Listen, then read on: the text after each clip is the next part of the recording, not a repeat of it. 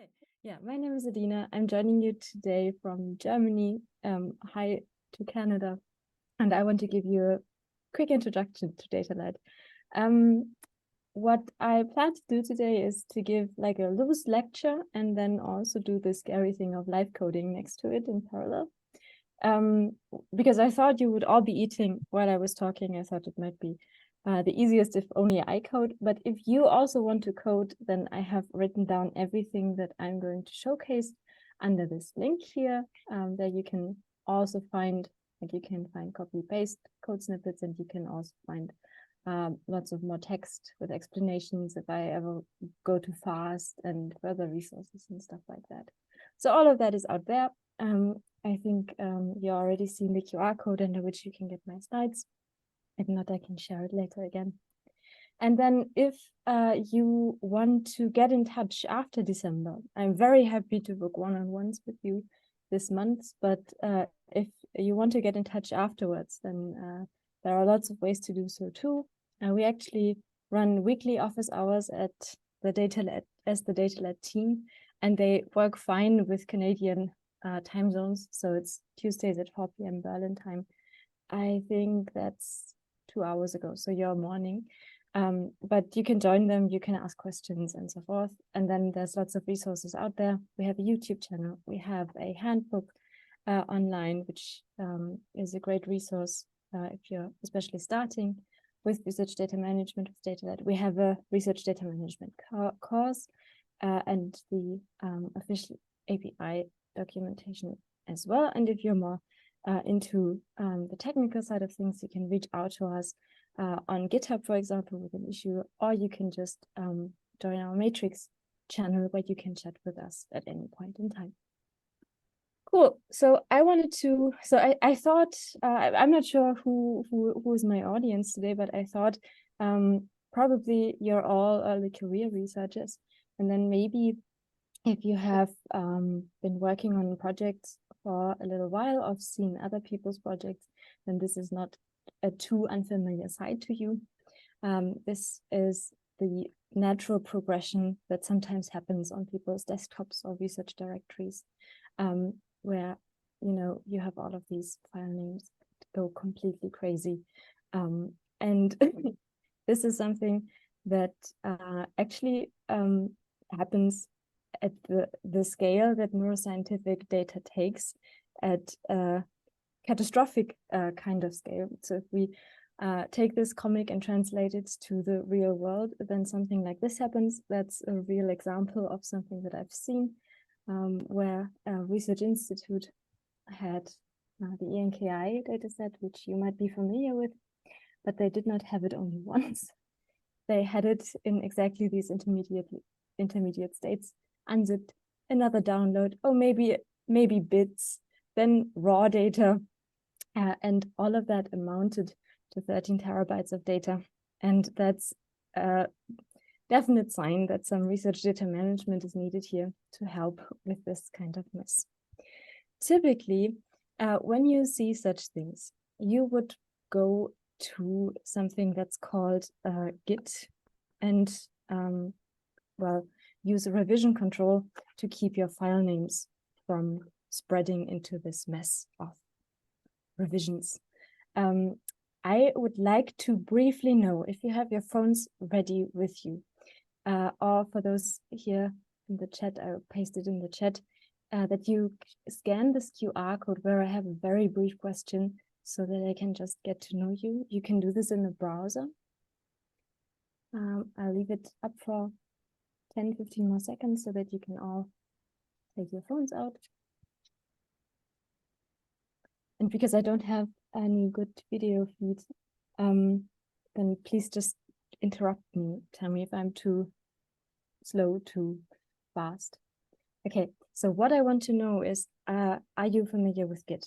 Maybe a stupid question, but I would really love to know what can I expect. Okay, cool.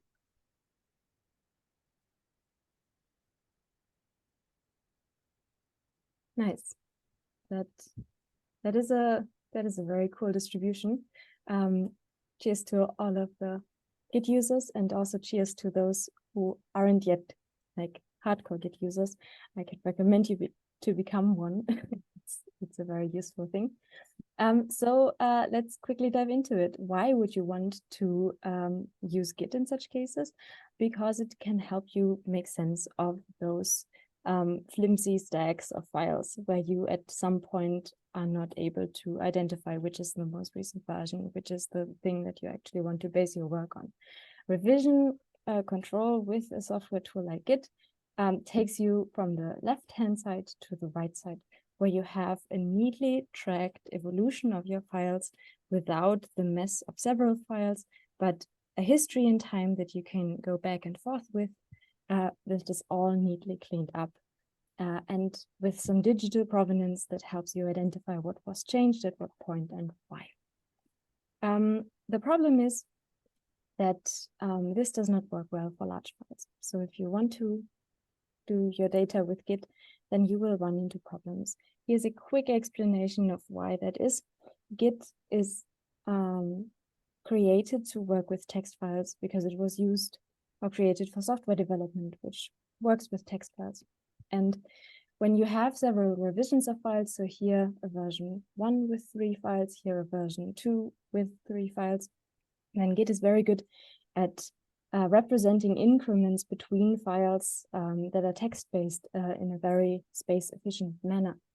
However, when you put large files into it, for example, this 5 GB nifty file, even just one, just a single file, and then across the version history in your directory as this evolves, let's say you change just a header, a single point in the header, a couple of bytes totally in total of a change. Git cannot handle that well. What Git has to do in order to revision control a nifty file is to add the entire file again to your .git directory, so to the hidden database where all of the file content is represented in. And that leads to terrible inflation of size. So if you do 4 changes of the header in succession, then you don't have a 5 GB nifty file image. Well, you do have it, but your Git repository is suddenly 20 GB large.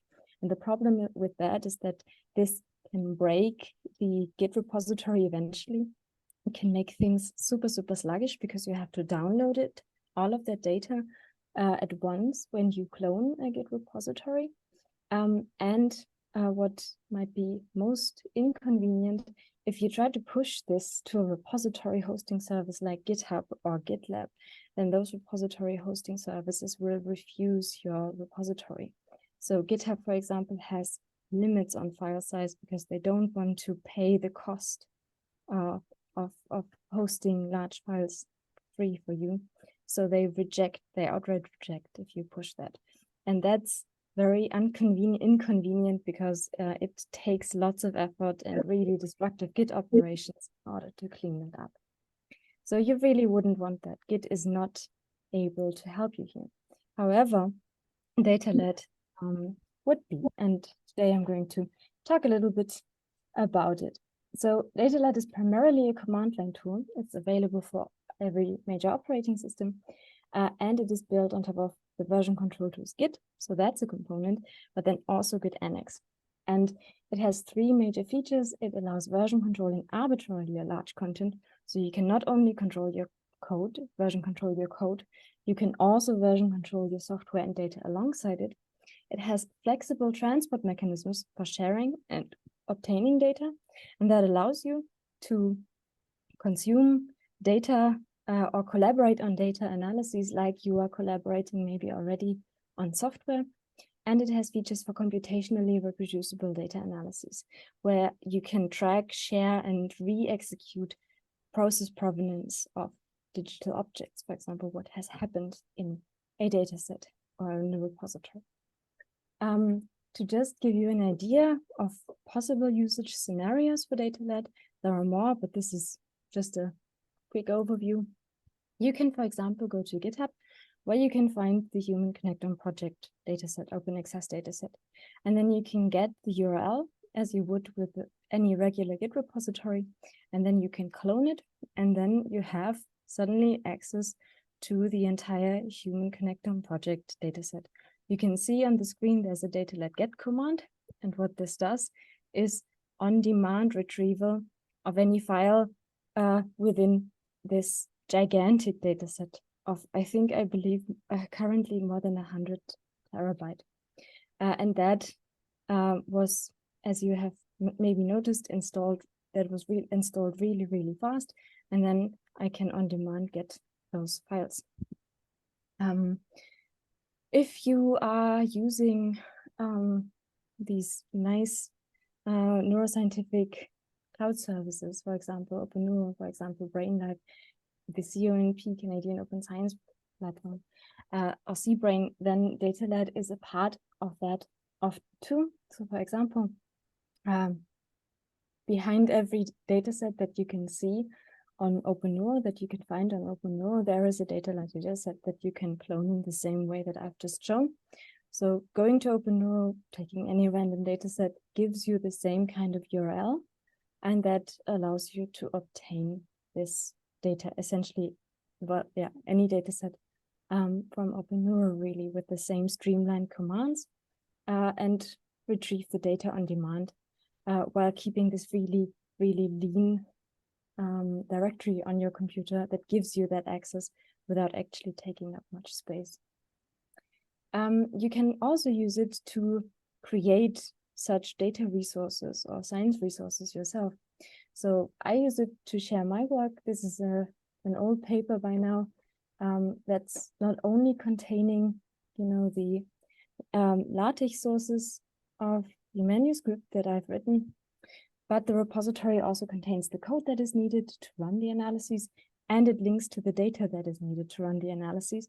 And when you go to that repository, you can clone it, and then you can run a single command, and that re-executes the entire workflow, including data retrieval, including computations, including embedding figures and tables freshly computed on your system into the manuscript, so that you can see, does this reproduce in the same way that I have reported in my paper on your machine? And obviously, you can see it here in the screen share. You have the entire history that I wanted to share with the reader or reviewer. And others have done this on an even larger scale. Here's a colleague from Berlin who has created I think, our Bookdown project with several hundred gigabytes of open data attached to it, also embedding all the data flexibly in order to allow computations even online. And that's really cool. And DataLad is one of the main components that makes especially the data handling possible there. And then at the INM7 here, we also use it as a central data management tool. So all of the datasets that we host or have available here in the Institute, we mostly use open datasets. We group together in what we call a super dataset. Every member of our Institute can clone this. And then when they clone this, they get an overview of all of the data holdings that we have, be that original data, be that pre-processed data, be that archived projects. And then depending on whether or not they have access to the specific data sets, like signed the data usage agreements, they can actually obtain file content. If they don't have access yet, they can at least check what is available and make sure to follow the necessary procedures in order to obtain access. And at that point, they can then DataLad get the data. Just in general, DataLad can be used either from the command line, which is what you will see me using today. But because it's a Python tool, it's also available via its Python API, so you can use it in scripts if you're a Python user. And we have a graphical user interface. It has a shorter or slimmed down command interface, but if you are a person for a graphical user interface, then in principle, there's also something for you. And then if you use other programming languages, you can simply use it via a system call, for example, shown here in R. The core data structure of DataLad is what we call a DataLad dataset. A dataset is a directory that is managed by DataLad. And essentially every single directory on your computer could be managed by DataLad if you want to. On the technical level, I'm grateful that so many of you already are like avid Git users. On a technical level, a DataLad dataset is a joint Git and GitNX repository. So if you have a DataLad dataset on your computer, you will have the exact same feeling as with the Git repository.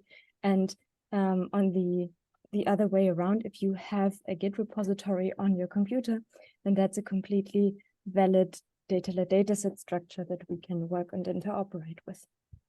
Let me show you how this all looks and feels like by also opening a terminal and coding a little alongside to it. So let's start by creating a DataLad dataset. So just from scratch, I can write DataLad create, and then, for example, my analysis, and that would create a new directory. My analysis, that's a DataLad dataset, and then at this point, I'm also going to add a configuration option here. I'll explain later what it does, but if I just execute this, then you can see some output, and if I list the contents of this directory, I hope you can see my terminal well enough. Give me any sort of feedback if you can't. You can see there's a new directory. Sorry? We can see. Okay, cool. There's a new directory. It's called my analysis. I can cd change directories inside of it. There's nothing yet inside, but I have a new directory here. You can also see my terminal prompt is very helpful. It shows the path that I'm on. And it also gives me an indication that I'm in a Git repository here because I have a branch indication. So just some hint that I'm working with a revision control system here. Now, I've told you that Git isn't enough to version control large data. So we have these two tools, GitNX and DataLad on top of it.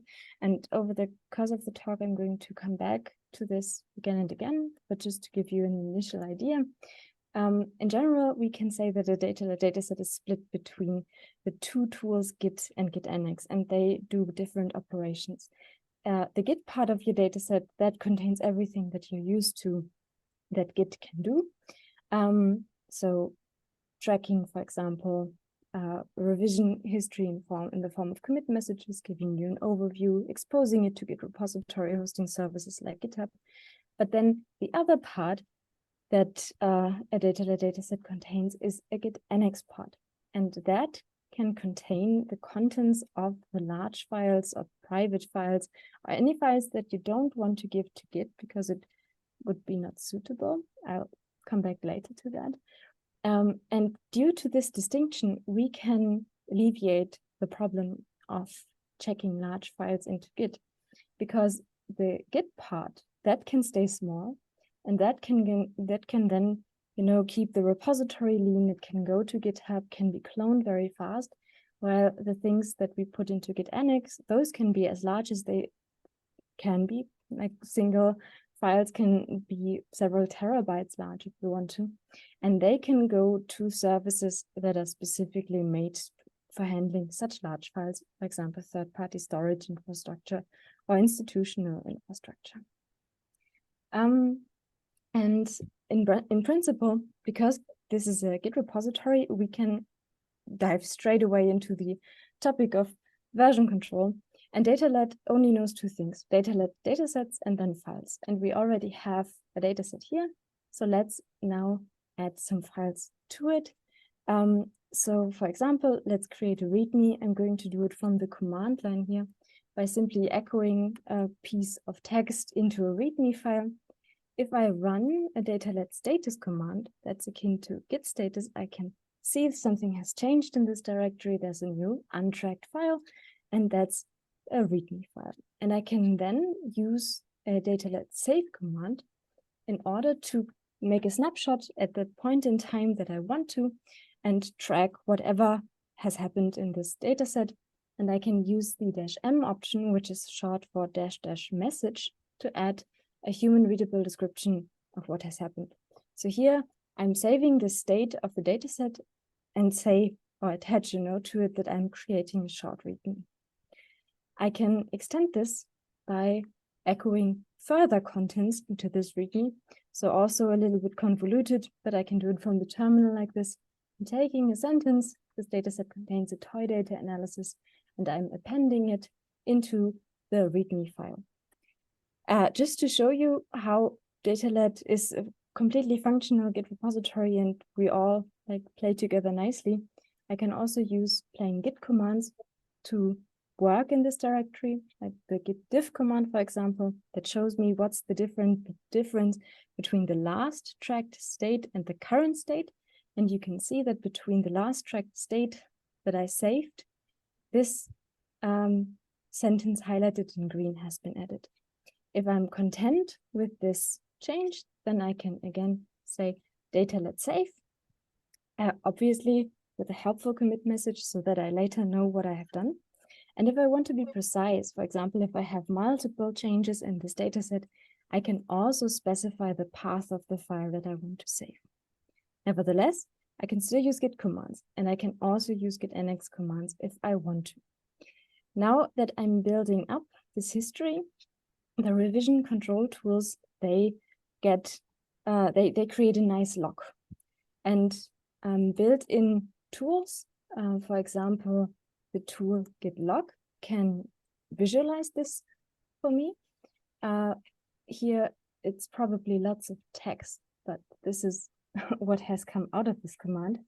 And you can see there are the commit messages that I have just created, and they are associated in this kind of structure. If you're familiar with Git, then you're perfectly aware already. This is essentially a snapshot description. You can see it's uniquely identifiable with this character string right here. We have digital provenance information, what has happened. So we have an author, that's me, and we have the date that it has happened. And then we can see the newest changes on top and the older changes are at the bottom. And we can see how our revision history evolves. So in general, revision control is super, super easy. Every file that I put into a dataset, I can version control, and I do not have to care about its size. And I can all do that with the same command. I can always call it DataLad save. Ideally, you save meaningful units of change. So not every 2 months with like gigantic amounts of changes that you can later not really make sense of. And ideally, you also attach helpful commit messages, but as you mostly already use Git, you are probably well aware of those best practices, and if not, they will come over time the more that you use those version control systems. This means at this point that you can also easily version control data. So if you have just acquired some MRI data, then you can take all of this big data and simply add it into a directory that's version controlled with DataLad and do DataLad save, and that's completely fine. And then you have the advantages that revision history brings also for everything else but code, but text. So you have a complete research log, everything that was done, if it's a collaborative project, for example, by whom, how it was done, with the description, when. You can interact with the history by resetting it to a previous state. You can throw out changes that you're not content with, or you can bring them back. And you can identify precisely specific versions that you may need for reproducibility.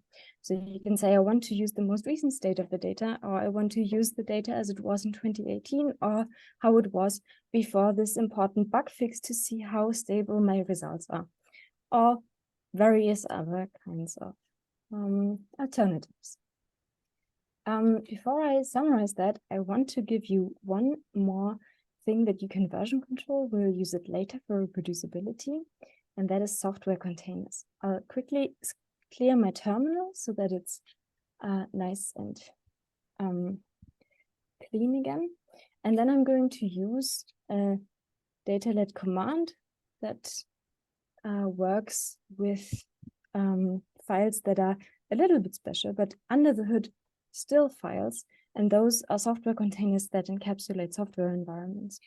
And I can use a command that's called DataLad containers add that allows me to take, for example, a URL, like in this case, a Singularity Hub or a Docker Hub or a local path, or lots of other alternatives, and register the container, the software container that's behind it underneath a name. And in this case, because it's a nylon container, I'm going to give that container the name nylon.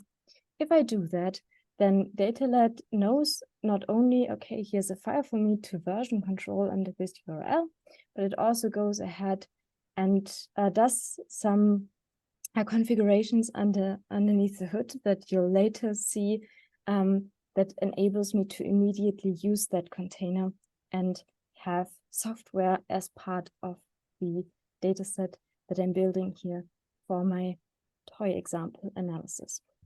And then just for completeness sake, I can take a look at what kind of containers I have, listing them. And you can see at this point, it's just one. Maybe I sometimes have 2, 3, 4, 5, 6, 7 different pieces of software.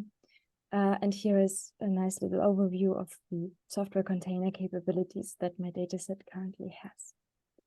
Okay, so to just wrap up the local version control, DataLad creates an empty dataset. There are some configurations. I'll show you later what they can do. A dataset has a history to track files and their modifications, and we can use, for example, git log to explore it, or also external tools like Tick. Here's how Tick looks like. I personally like that overview a lot, but there are lots of other tools. You probably also have many useful tools to share yourself.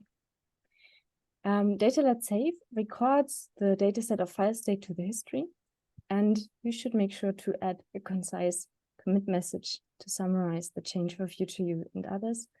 And DataLad status reports the current state of the dataset.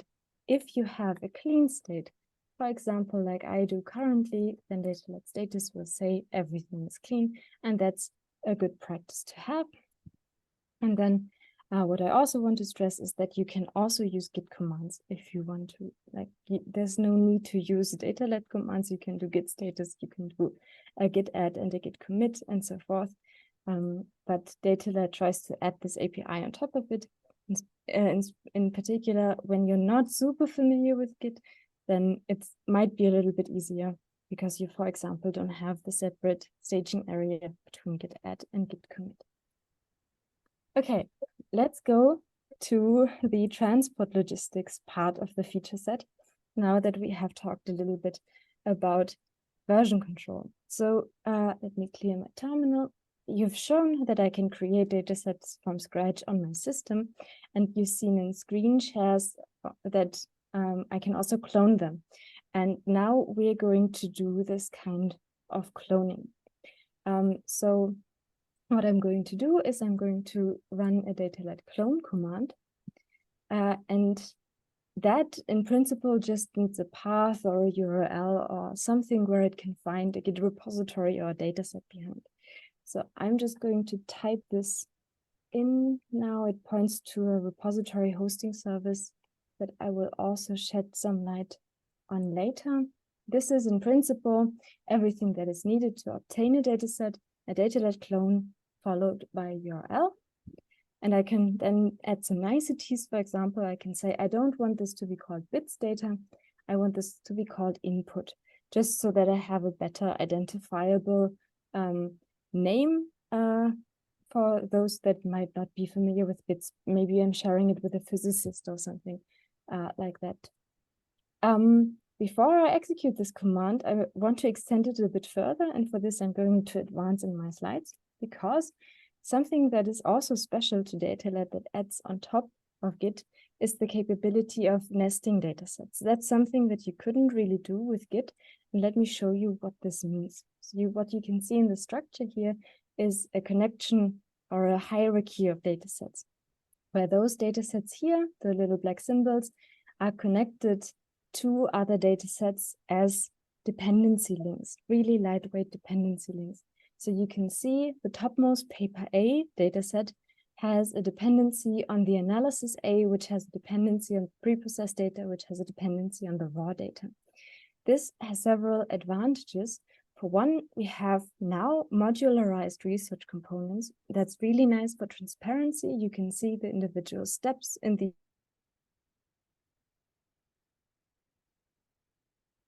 because now multiple analyses can, for example, reuse the same data structure, the preprocessed data easily. And it's perfect for access management because the raw data may contain sensitive data that it's not really easy to share. So you want to keep that private, but the preprocessed data may be anonymized or de-identified. So you can, with that granularity, with this modular structure, ensure that the raw data stays private on your institutional hardware and the preprocessed data can put on OpenRAW, for example, or to GitHub, or wherever you want to expose it to. And then on a technical note, this can overcome scaling issues with large amounts of files.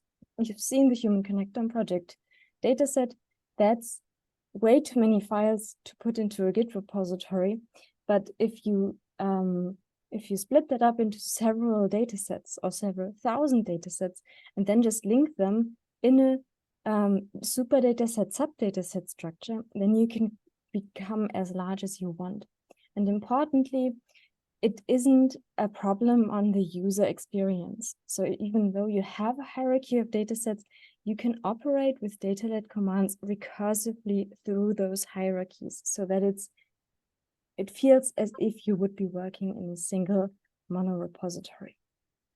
What does a dataset record? It records the version of the dataset and where the dataset comes from. And now I'm going to show you how to create a subdataset. And that is just a very minor tweak to this command that's here already on the screen.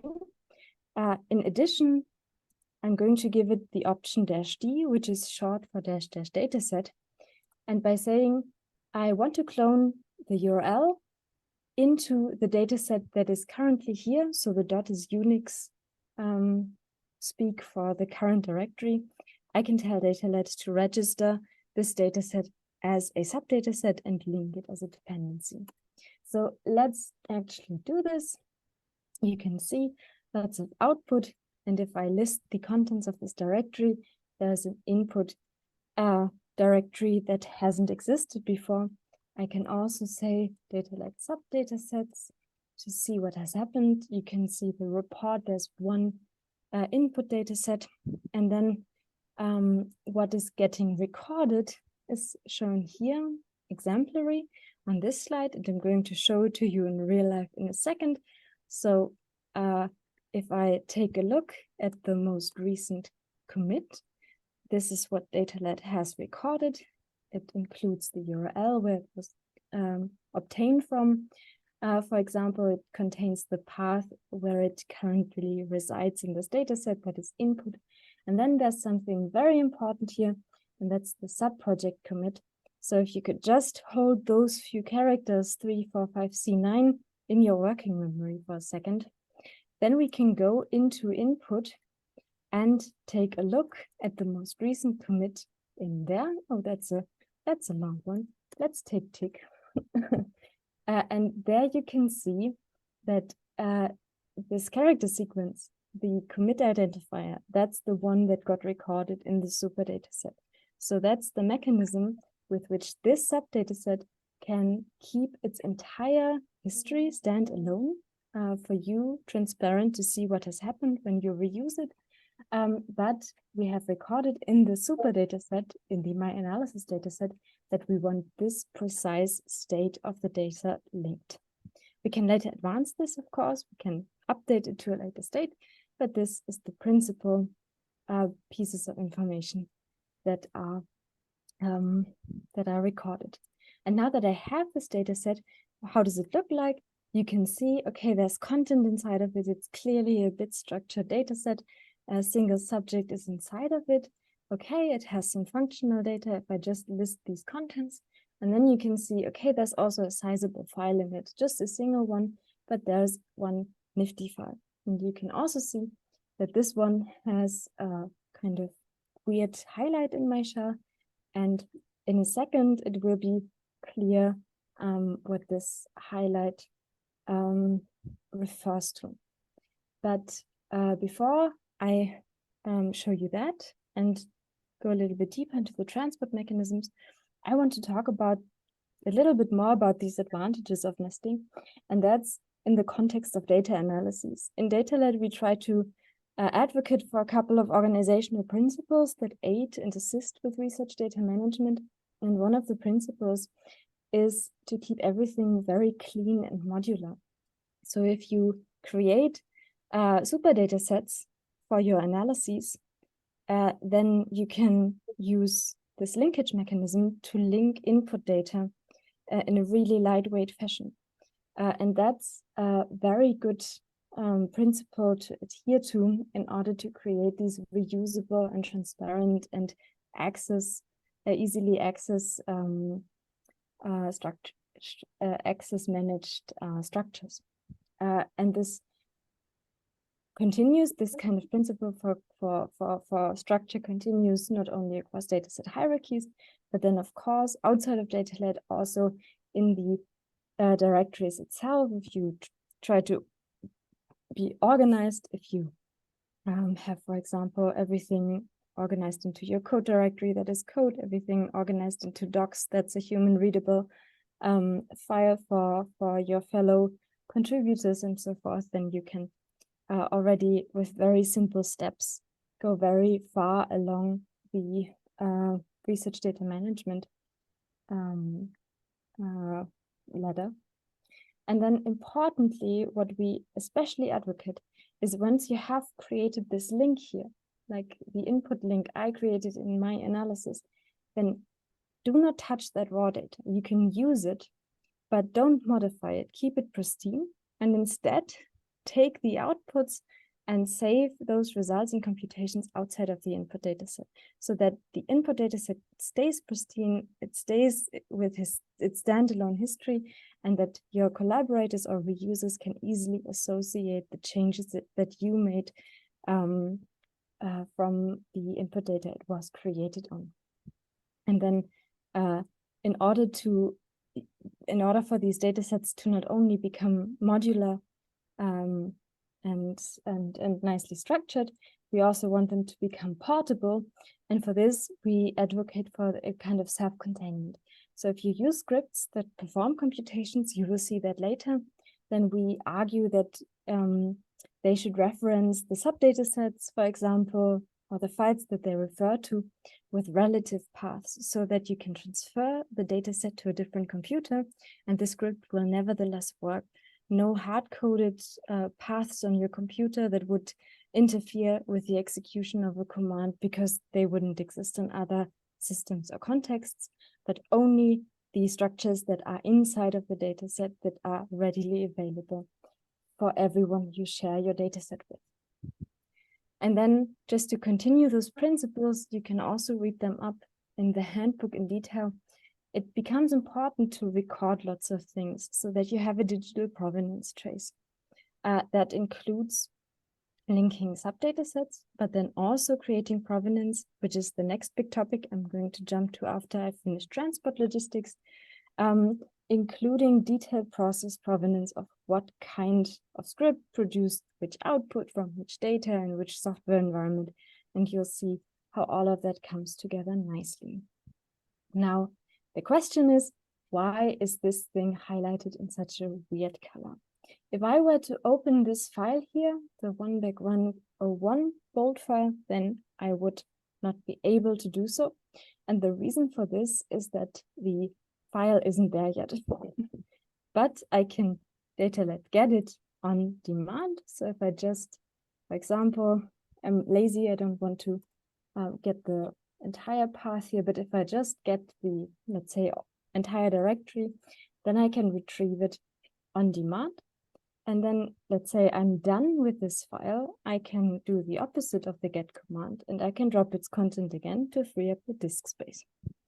That's very, very convenient.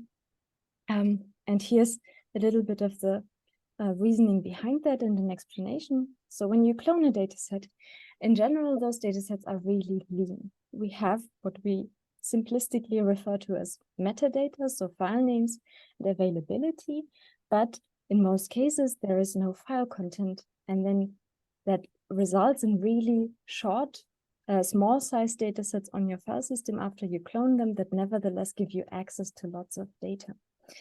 And that you do on demand with the get command. And with this, you have access to more files than your disk space on your computer, which is a really cool thing to have. So for example, for the HPC dataset, if you want to have access to all files at any point, then you do have to have a sizable chunk of disk space, 50 gigabytes, but that's nothing compared to the almost 100 terabytes that you gain access to. And the ENKI dataset, for example, if you want to have access to all of the files, so the metadata and file availability metadata, that would amount to 1.5 gigabytes that you can then obtain on demand. And I think it's even 3 terabytes in the ENKI dataset. I already said that, so you can drop files, but importantly, you retain access when you drop file content. The metadata stays behind, and you can reobtain the files once you need it again. And with this, you can have disk space-aware computations. So you can install input data very fast. Then you can get the data that you need, do a computation, and drop the input data, and potentially also the recomputable results that you may have created. And that is very disk space aware, especially in the age of big data. The reason why this is possible is the distinction between Git and Git Annex that I already mentioned. And if you have a data set, then by default, everything would actually be stored in Git Annex, but it's not always the case. That's just the default. You can configure that. And there is a very important distinction. When Git Annex gets a file, then it doesn't put the file content into Git.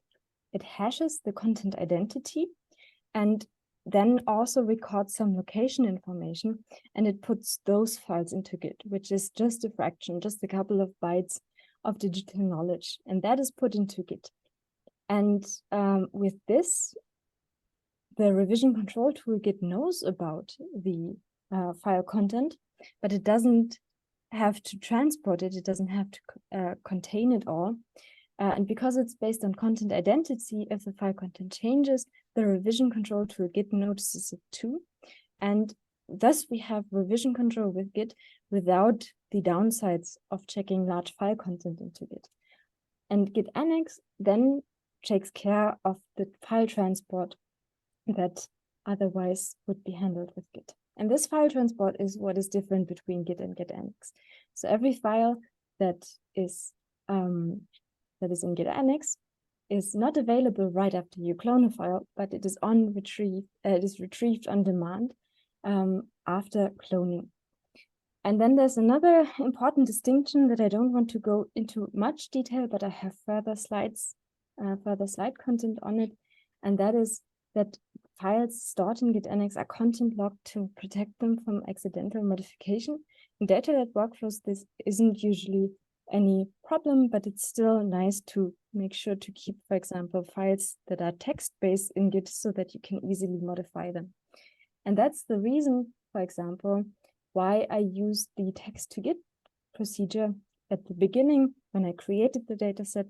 And that procedure allowed me to have every file stored in Git that is text-based, that allows really quick editing. I can just append, for example, sentences to it. But every file that is not text-based, every file that is binary would automatically be put into the annex. There are lots of ways in which you can configure this. We have many more of those pre-made configurations, but you can also do it on a per command basis, or you can write very flexible rules. So in summary, DataLad clone installs you a dataset, and that either on its own or as a subdataset within existing dataset as linked data holdings or dependencies. After an install, you only have metadata about file availability and small files available, so everything in Git. And to retrieve actual file content, you can use DataLad get. And the subdata sets that you install, or the datasets that you install, they preserve the history so that you can always be sure that you know what has happened. The super dataset only records which version of the subdataset you have registered. And now, finally, I think I need to, I'm not sure. I think I got lost in the time. Maybe I'm running late, maybe not.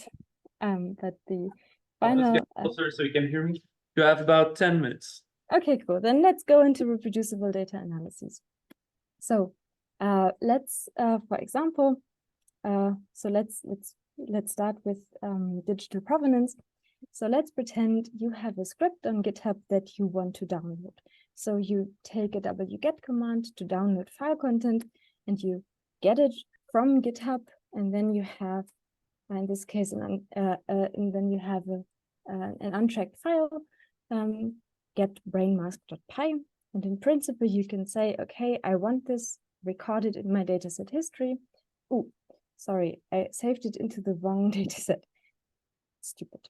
Well, now you can see that I have a modified input dataset. Let me just quickly save this. I could clean it up, but well.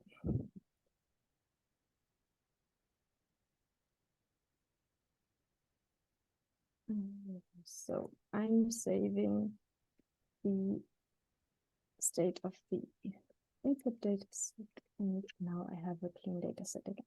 Okay, let's try again.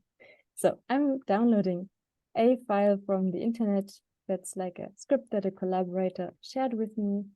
And here it is in an untracked directory. And I can save this, of course, with the human readable commit messages, and that's already, quite nice. However, in a month's time, I will have forgotten where I have gotten it from.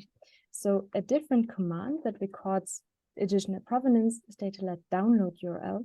That takes a commit message, as you are already seeing here, and then a URL, and then I can also optionally give it a path. So here I'm saving a Nylon tutorial simply to maybe teach me how to use that script.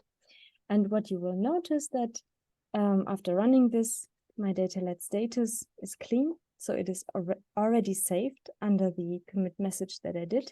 But importantly, it has also registered availability information. So if I query the dataset about the contents of this file or its availability, then it will say, okay, you have one copy here in this dataset, but you also have the origin under this URL.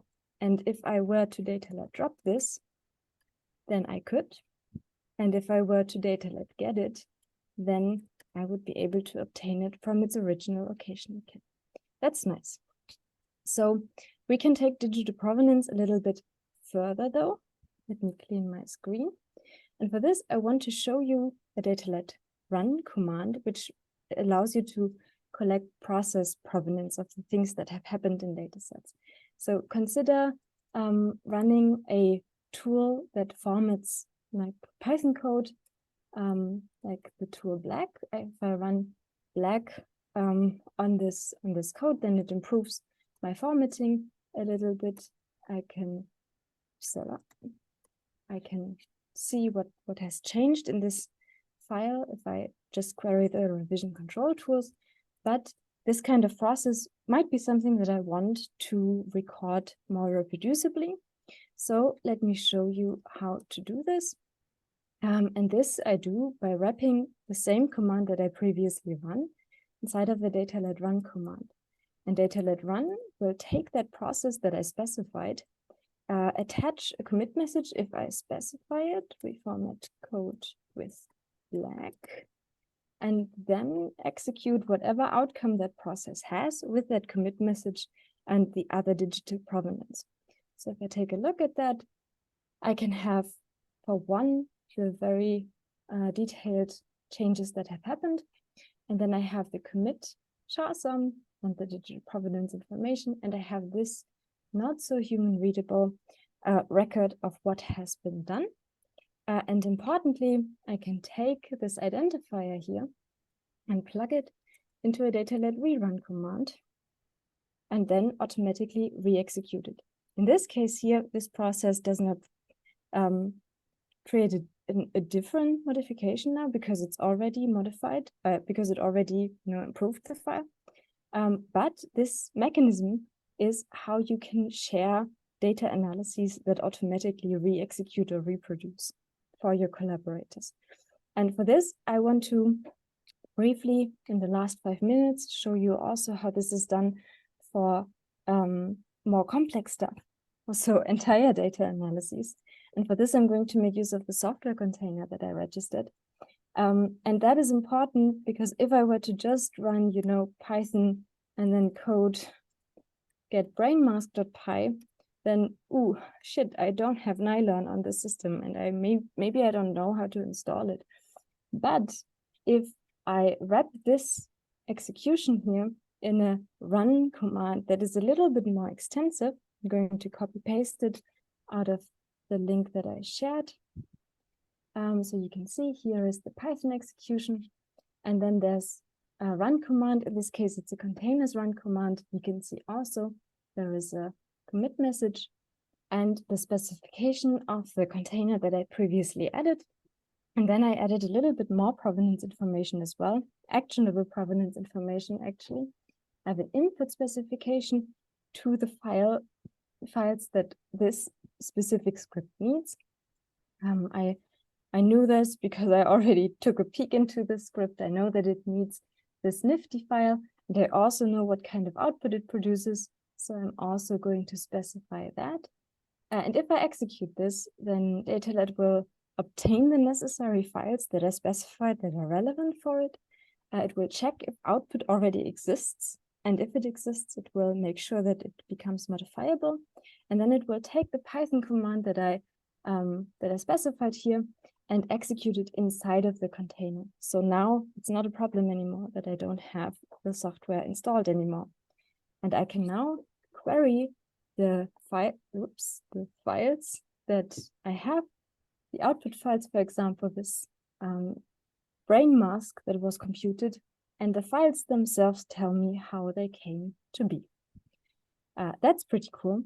And I'll wrap up now just with an overview. Okay, DataLad run, that's already nice. It takes a starting state of your data set, then you add a process execution, and DataLad run saves whatever outcome got out of that process execution, and then a rerun is capable of re-executing this for you. The better you specified this, the better it gets re-executable. You can also specify provenance records that are not re-executable. For example, by copying files from one place to the other outside of a data set that wouldn't be portable to other systems, for example. But I think you get the idea. And then DataLad containers run extends this concept to computational provenance because it adds the ability to execute these things in software containers. So in summary, we have seen the download URL command to obtain web content and record the origin. We have seen the DataLad run command, although a very simple one, that records the impact of a process on a dataset. And then we have seen in the DataLad containers run command, the input and output specifications, which assist with additional actions that would be necessary, like retrieving files or making them modifiable. And DataLad containers run in general can be used to capture software environments as provenance. I have shown you this working with the Singularity container, but I've also included code to make this used with Docker containers, depending on what your system is capable of. And then DataLad rerun is able to execute all of the resulting provenance records later. I have also content on data publication, but I will not get to showcasing this sadly because I was too slow. I can very quickly do this, and this can run while I wrap up.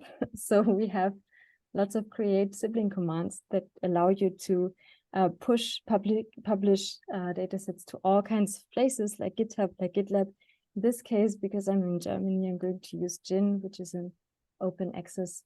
Now I need to have a token. Okay, well, actually, let me first wrap up. Then maybe if we have 5 more minutes, I can show you how that looks like. But let me get to the actual points that I wanted to make. Why would you want to use DataLad? So for one, you have easy version control, regardless of the file size, and your mistakes are not forever anymore. You can not lose stuff. You can go back to previous places in time and find out what has happened in repositories. Who needs short-term memory when you can have run records? They can help you and your collaborators to keep track of what has been done precisely. They also provide means to re-execute that automatically. The disk usage magic is fantastic to have access to more data when your hard drive has space, especially with big data sets. And DataLad has lots of open data sources to directly plug into with its streamlined commands. So it gives you access to lots of data sources. And then you have the collaboration and updating mechanisms, which I didn't really get to because I was too slow with data publication. But that's a big bonus in the case of team science. And then obviously you have the transparency. You have the history of datasets that you can share. You don't need to track down a former student to ask how a project was done. The data is self-descriptive. It's all encoded digitally. That's it. Here are acknowledgements to awesome people, funders, collaborators that have all been a part of this beautiful software project.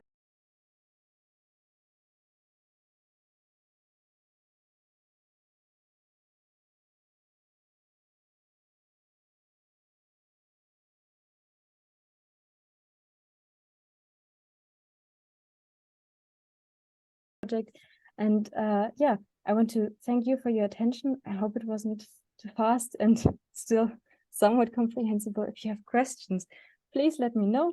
And then, yeah.